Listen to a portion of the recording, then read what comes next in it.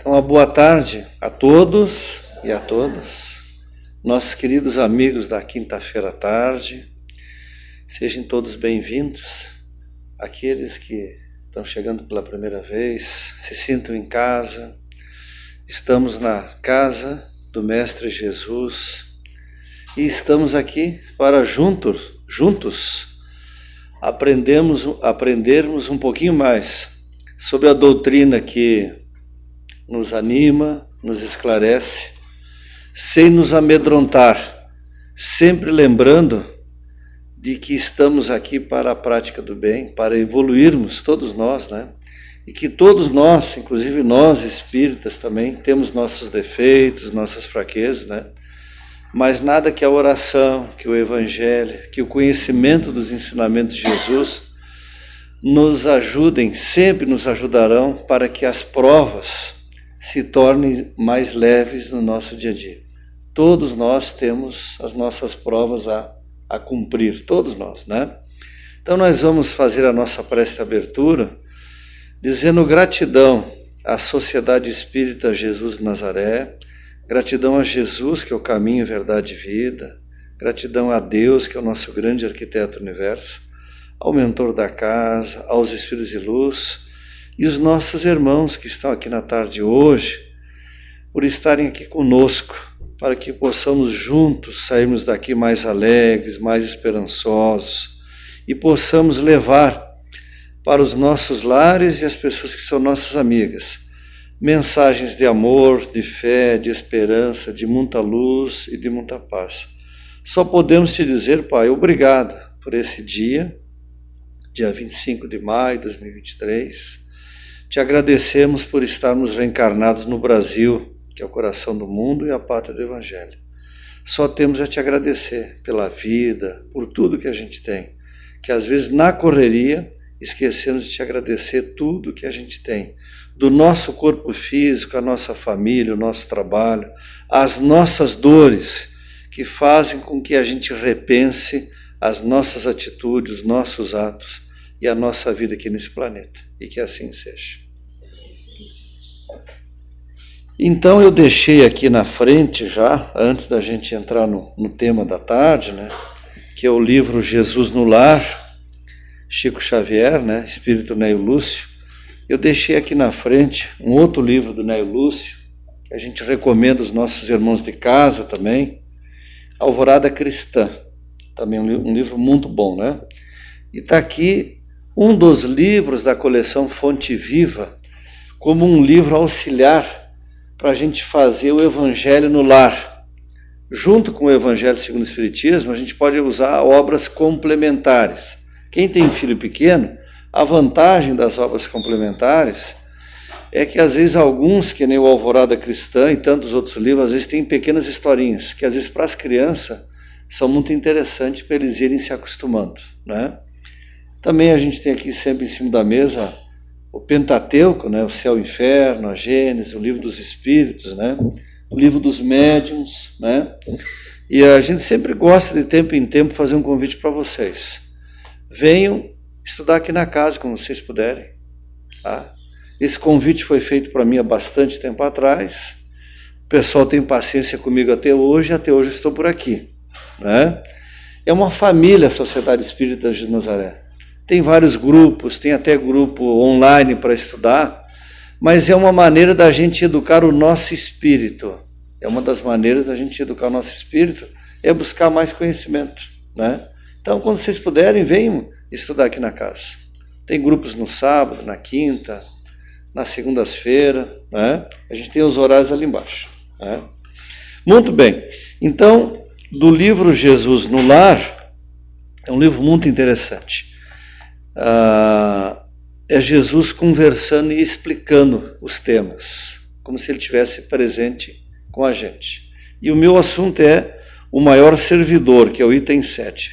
Então, eu vou ler rapidinho aqui o texto e depois a gente vai fazer comentários, né, sobre esse tema aqui, né?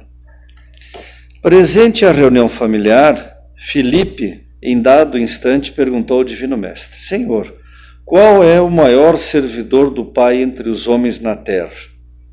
Jesus refletiu alguns minutos e contou.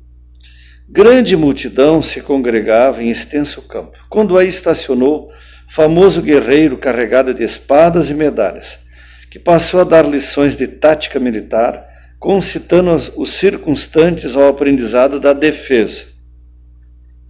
O povo começou a fazer exercícios laboriosos, dando saltos e entregando-se a perigosas corridas, sem proveito real. Todavia continuou como dantes, sem rumo e sem júbilo, perdendo muitos jovens nas atividades preparatórias da guerra provável.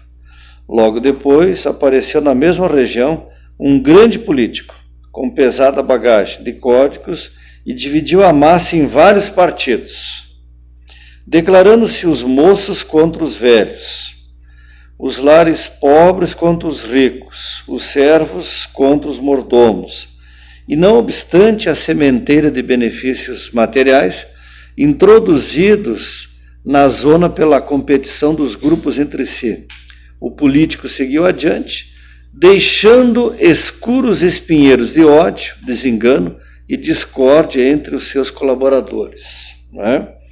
Aqui, quando fala da riqueza e da pobreza, vale a pena a gente dar uma olhadinha em casa no Evangelho, onde explica ali o significado da riqueza.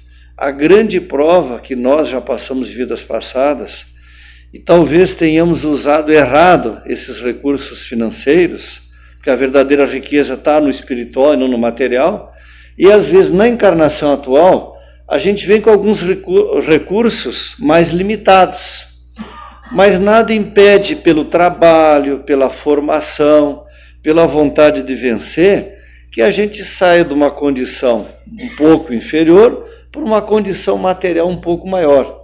É muito importante a gente entender isso, porque o Espiritismo não é contra quem é rico. Pelo contrário, é uma maneira de fazer mais caridade, de ajudar as pessoas. Mas a prova da riqueza e da pobreza, está escrito aqui no Evangelho, é um dos grandes desafios. Né? Por isso que a gente, quando era pequeno, escutava que às vezes é mais fácil entrar o camelo pelo buraquinho da agulha que um rico no reino do céu. Por quê? A dificuldade de lidar com dinheiro, porque as pessoas mudam no caso, né? Mas vocês viram que aqui, ao invés de fazer o que Jesus veio fazer há mais de 2000 anos, que veio trazer a paz, o conhecimento, o amor, a caridade entre os irmãos, esse nosso irmão político aqui na historinha aqui, ele semeou discórdia, deixou todo mundo brigando contra todo mundo, ele foi embora. Né? Depois dele surgiu um filósofo, sobrançando voluminosos alfarrabes e dividiu o povo em variadas escolas de crença, que em breve propagavam infrutíferas discussões nos círculos de toda a gente.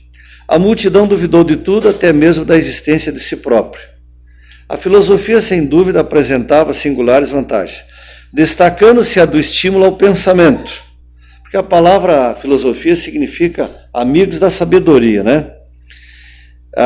Apresentava singulares vantagens, destacando-se a do estímulo ao pensamento, mas as perturbações de que se fazia acompanhar eram das mais lastimáveis, legando o filósofo muitas indagações inúteis aos cérebros menos aptos ao esforço de elevação.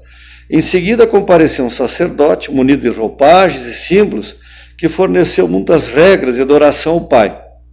Vocês podem ver que o único símbolo que a gente usa na casa espírita é a imagem de Jesus aqui atrás da gente, né?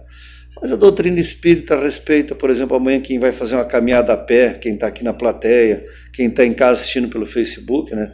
A gente respeita, são os hábitos que todas as religiões têm. Cada um tem as suas crenças e a gente, como espírita, né, sempre vai respeitar. Além de lembrar da mãe de Jesus, né? Ao mesmo tempo, a gente faz uma coisa importante, quem for fazer a caminhada, é cuidar do corpo físico. Né? A gente tem que cuidar do corpo e do espírito. Né? Então, tudo tem coisas boas para a gente, às vezes, parar e pensar. Né?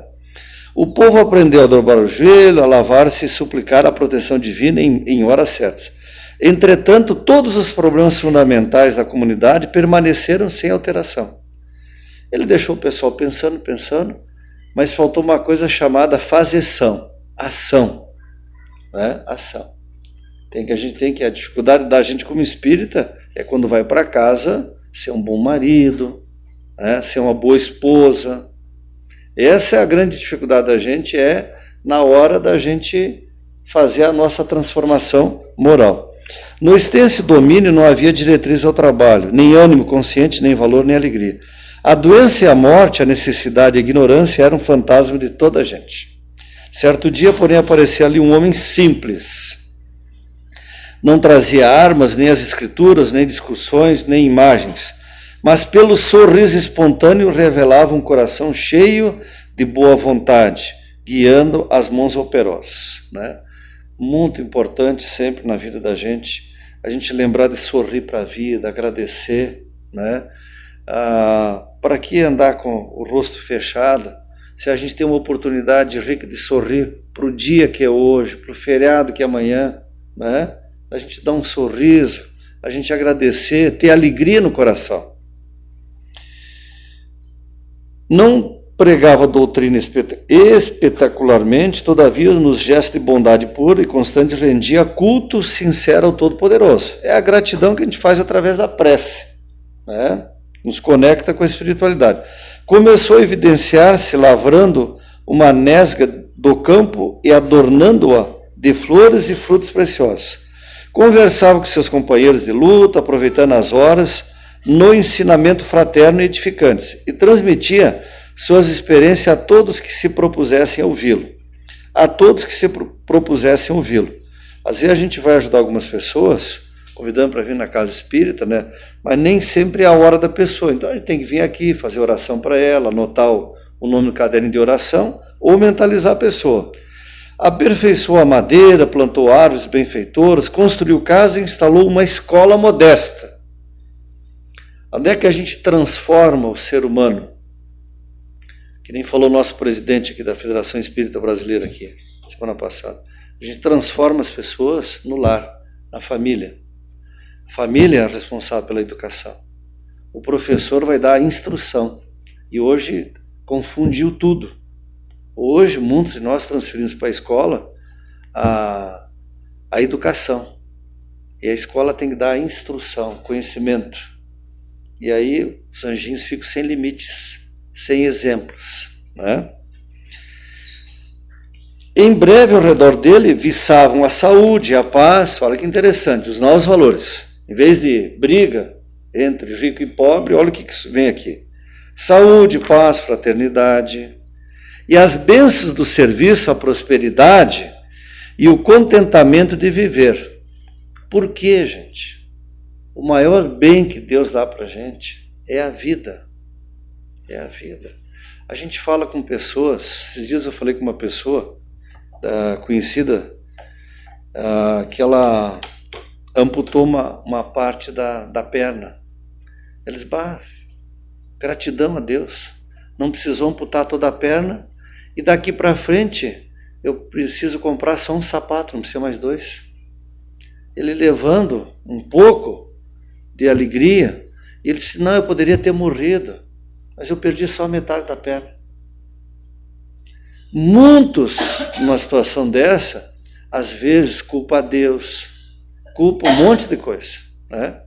Essa pessoa precisou amputar a perna porque ele tinha um problema de circulação e ele não tratou. Por isso que a gente sempre orienta aqui na Casa Espírita. Tem que tratar na medicina normal, aquilo que é do corpo físico, e aqui na Casa Espírita a gente tratar as nossas dores da alma. Tem que juntar as duas coisas. Ele descuidou na parte da medicina. Ia ao médico. Ele não gostava de médico e não tomava remédio. Precisou amputar a metade da perna. Daí eu ouvindo ele no telefone, dizendo, graças a Deus, Valnei, que não precisou tirar outra. Né? Ele dizendo assim para mim, aí no sul vocês têm o Saci Pererê. Eu fiquei parecido, mas tudo bem. Né? Tudo bem, eu estou vivo. Muitos de nós esquecemos quando a gente acorda manhã cedo, porque ele fala aqui, né? O contentamento de viver. Alguns reclamam porque agora está um pouquinho mais quente, quando chove reclamam que está frio. Gente, cada dia é um dia para a gente melhorar na família, melhorar no trabalho, procurar se qualificar, fazer o evangelho na casa da gente, quem não faz o evangelho no lar, né? Com o espírito do trabalho, está aqui no livro dos Espíritos, uma das leis morais, a lei do trabalho, né? E educação, e ele difundia a defesa, a defesa era boa, a política ajudava, a filosofia era preciosa e o sacerdócio era útil, porque todas as ações no campo permaneciam agora presididas pelo santo imperativo da execução do dever pessoal ao bem de todos, né? Calou-se o Cristo, mas a assistência reduzida não usou qualquer indagação. Indagar como, né, gente? Do jeito que está claro aqui o que Jesus veio falando, né? Após contemplar o horizonte longínquo, Jesus pensando, né? Em longos instantes do pensamento mudo, o mestre terminou. Em verdade, há muitos trabalhadores no mundo que merecem a bênção do céu pelo bem que proporcionam ao corpo e à mente das criaturas. O que Kardec nos proporcionou, o que Chico, Eurípides Barçanufo, né? Divaldo, João Teixeira, tantos irmãos nossos aqui de Caxias do Sul, da nossa casa e de outros, mas aquele que educa o Espírito eterno, ensinando e servindo, paira acima de todos, ensinando e servindo. A gente tem que viver para servir e não servir para viver, porque muitos esperam do governo, esperam do prefeito, esperam da escola, mas às vezes nas casas da gente, a gente não dá uma segurada no famoso celular, não desliga os telefones para almoçar, não conversa sobre o que está acontecendo com o Brasil, o que está acontecendo no mundo, não vai lá na escola para ver como é que está os anjinhos lá, porque em casa a gente diz assim, não, mas o meu filho, a minha filha, eles são ótimos, isso, aquilo. A gente vai lá na escola às vezes e o que escuta dos professores? Os caras estão lá com depressão, afastados às vezes do trabalho, com depressão, com um monte de problema. Porque aqueles anjinhos que a gente precisava educar o espírito na casa da gente, a gente transfere às vezes para o professor e para a professora. Aquilo que o nosso presidente da FEB falou aqui, o educar pelo exemplo, com amor, com limites, com amor, gente. Quem educa com amor nunca vai se arrepender. A gente tem que lutar pelo amor, pela vida, pela educação, por valores. É isso que Jesus veio através da doutrina espírita nos trazer novamente, nos relembrar, educar o espírito, né? Eu estava notando aqui antes de começar a palestra, né? A gente conhecer a verdade, conheces a verdade nos libertaremos, né, gente? É a gente buscar o conhecimento, entender um pouquinho mais que a vida que a gente está aqui não é uma festa. Se torna uma festa em alguns momentos da vida da gente, que é trabalho, lazer, família, mas não tem que achar que a gente está aqui só a passeio. Só a passeio. Muitos acham que tudo termina numa vida só. E aí, quando a gente vê os depoimentos aqui no Céu e Inferno, as entidades que manifestam na nossa casa, em outras casas, eles falando do tempo que eles perderam, e não procurar se reconciliar com os adversários, pedir perdão, se qualificar, estudar um pouco mais, né? Aí tem que esperar reencarnar. Às vezes pode demorar 100, 200, 300 anos, né? Amai-vos e instruí-vos, porque o amor ele cura. Até uma pessoa que está doente, os nossos irmãos que trabalham na área da saúde, o recurso da prece, quando a gente está aqui, mentalizar que tem em casa doente, botar o nome no caderninho de oração. Cientificamente, a ciência já prova os benefícios da prece. As pessoas se curam mais rápido, né? O amor, gente, eu digo sempre assim, eu sou um cara apaixonado pelo amor. Eu gosto de escutar músicas que falam de amor. Não gosto de coisas, a gente diz assim, escutar música que traz tristeza, depressão. Vocês tomem muito cuidado com os filhos da gente. Porque às vezes a gurizada está lá, os nossos filhos, E aí o pessoal nas ondas modernas, que a gente não é contra nada, né? Pelo contrário, mas tu começa a abrir a letra que está naquela composição lá, por isso que às vezes acontecem muitos atos de violência nas famílias. Que a letra é depressiva, a letra é ofensiva, é agressiva. Então, muito cuidado, né, gente? Boas músicas, bons livros, né? Conhecer as nossas fraquezas morais e tratá-las. Todos nós temos fraquezas, vícios. Por isso, da reforma íntima, do orar e vigiar, a vinda aqui na casa espírita. A gente conhece irmãos que vêm aqui na nossa casa há mais de 30 anos. Alguns já desencarnaram. Alguns já estão nos ajudando aqui nos trabalhos aqui. Como é bom a gente às vezes receber notícia de pessoas que estavam aqui sentadas na plateia, né? E o quanto é importante a gente fazer prece para todo mundo, inclusive para os médiuns. Estava aqui no sábado brincando com uma trabalhadora da casa, eu disse assim, se der uma zebra comigo, só não esqueça de fazer uma prece. Porque muitos morrem e às vezes fica um tempo, eu terminei de ler um outro romance que fala sobre isso, fica muito tempo vagando sem saber onde está, porque nunca parou para fazer uma prece, para agradecer a Deus. Era só em busca do material, não buscava educar o espírito, como fala aqui, no final do texto, né?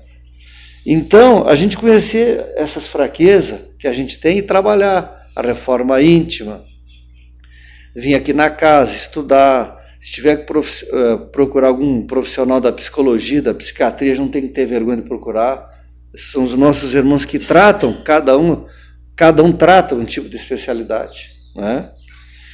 A gente fazer o bem, o que Jesus mais veio deixar, além dos exemplos? A gente fazer o bem. Aqui o texto fala sobre bondade, sobre caridade, né? A gente vê aqui no sábado, quando o pessoal vem pegar as cestas básicas aqui na casa espírita, as outras casas, né? Tem uma casa espírita agora com dificuldade financeira, que está organizando um chá, quem puder ajudar, é o pessoal do Amor e Caridade, ali embaixo do viaduto do Senac, ali pertinho, né? Tem crianças lá que frequentam lá. A gente fazer o bem, mas não é só com dinheiro, é num abraço, é num sorriso, é motivando a pessoa que está num hospital, diz, tu vai melhorar, né? Mesmo a gente sabendo que às vezes a pessoa não dure muito tempo, a gente sempre dá uma palavra de ânimo. A gente toma muito cuidado, porque às vezes sem querer a gente vai visitar uma pessoa ou outra, de repente pergunta, mas o que houve, não sei o quê. A pessoa já está ali depressiva. Tem que chegar lá com alegria. Quem é espírita às vezes, posso ler um trechinho do Evangelho aqui para nós pedir saúde? Vamos fazer uma prece aqui do Evangelho aqui, ficar um pouquinho ali, trazer coisas boas. A pessoa se renova, gente, né? Eu botei aqui a última frase, né? Entender que somos espíritos eternos, né? Por que da gente educar o espírito, gente? Quanto mais rápido a gente for educando o nosso espírito, que é eterno, a carne ela é temporária, mas a gente vai reencarnar aqui em outros lugares. Só que agora, algumas coisas que a gente lê, cada vez vem mais mensagens falando que quem desencarnar, que perdeu a encarnação atual, poderá ir para planos piores do que o planeta Terra. Piores, gente. Onde não tem tanta luz, onde não tem amor. A gente tem que tomar muito cuidado com a tecnologia. Toda hora está um negócio novo, é o metaverso, é o chat de não sei o que, isso e aquilo. Mas a parte moral a gente não muda. A gente está ficando muito refém da tecnologia. A gente tem que relembrar da fé, da caridade, da bondade, da simplicidade. Vocês viram aqui no início da frase, certo dia, porém, aparecia ali um homem simples, não trazia armas, né? Guiando as pessoas, coração cheio de boa vontade. A tecnologia é importante, gente? Olhem só o que ela está fazendo na área da saúde, em todas as áreas. Mas a gente tem que tomar cuidado, porque a gente está se afastando cada vez mais das pessoas. Vou dar um exemplo real. Nós já estamos se encaminhando para o encerramento da palestra. Eu brinco sobre isso. Eu, quando faço aniversário, eu gosto de receber um telefonema. Algumas pessoas eu visito quando está fazendo aniversário. né? Aí o pessoal diz assim, vou mandar uma mensagem. Claro que é bom ser lembrado pela mensagem, mas não era melhor a gente dar um abraço na pessoa? Que horas tu tá aí? Só vou passar, não vou entrar, vou só te dar um abraço. Ir lá, desejar saúde, muitos anos de vida, que Deus te abençoe, tua família. Dei um exemplo só de como a gente está se afastando das pessoas. Né? Claro que é importante, gente. Claro que é a comunicação rápida, isso aqui. Mas o contato pessoal, o olho a olho, o abraço. Um abraço bem dado por um pai e uma mãe, gente, é um passe. Quando alguém fala com amor, Deus te abençoe, está carregado de energias positivas para curar quem a gente está falando isso. Né? Então vamos trabalhar todos nós esses ensinamentos de Jesus. Venham trabalhar com a gente aqui na casa, gente. A mediunidade, ela não é uma doença, ela é o nosso sexto sentido. Todos têm grau maior ou grau menor. E aí a gente precisa educar essa energia exatamente para poder ir trabalhando a nossa educação do espírito também. Nunca tenham medo ou se assustem com a mediunidade. Aqui no livro dos médiuns tem praticamente todos os tipos de mediunidade. Para que serve isso aí, gente? Para fazer o bem. Tem pessoas que dizem assim, mas eu vou ter um compromisso toda semana ir lá no Jesus de Nazaré. Sim, uma vez por semana, 1 hora, 2. Mas aí o compromisso de ficar preso no gatilho da expectativa da novela não tem problema. Todo dia preso ali, pendurado. Ansioso? Porque vai acontecer. Enquanto que educar o espírito é para a eternidade da gente. Para vidas melhores com a nossa família. Então eu agradeço a atenção de todos. Que Deus abençoe todas as famílias. Vamos continuar lutando pelo amor, pela vida. Como falou os nossos irmãos que vieram aqui, pela família. A verdadeira base é a família, gente. Não tenham vergonha. Todas as famílias têm algum problema. Porque ali estão se reencontrando os desafetos de vidas passadas. É raro uma família que hoje não tenha problema com drogas, com depressão. É raro. Com drogas, a gente tem os irmãos ali do atendimento fraterno, alunos do bem na quinta-feira à noite. Então, para tudo existem os remédios que a doutrina espírita vai nos encaminhando. Mas não vamos desistir das pessoas, não vamos desistir do amor. Vamos trabalhar para a gente melhorar, para viver mais alegre, gente, mais esperançoso. Né? Então, nós vamos fazer agora a prece de encerramento. Os nossos irmãos médiuns, nós vamos dar o passe agora, coletivo. Se alguém é a primeira vez que está chegando na casa, o efeito é o mesmo que passar aqui na nossa salinha, que nem a gente passava antigamente. Então nós vamos levar o pensamento a Deus, agradecer por esse dia lindo do dia 25 de maio, agradecer pela família, pelo pai, pela mãe, pelas pessoas que a gente ama. Mestre Jesus, o quanto nós somos gratos por nos ensinar a lei do amor, nos ensinar sobre fé, sobre amor, sobre esperança. Mas o mais importante, nos educarmos espiritualmente como espíritos eternos. Pai, abençoa cada pessoa que está aqui na plateia, os irmãos que estão em casa assistindo pelo Facebook, que vão assistir mais tarde. Abençoa as famílias, os filhos, os nossos pais e mães desencarnados, todas aquelas pessoas que já não estão mais aqui, onde eles estiverem, através da prece que nos ensinaste, eles recebam luz, vontade de melhorar. Te pedimos, Pai, misericórdia por alguns irmãos, às vezes perdidos no umbral. Te pedimos, Mestre Jesus, te pedimos, Ismael, te pedimos pelo Brasil.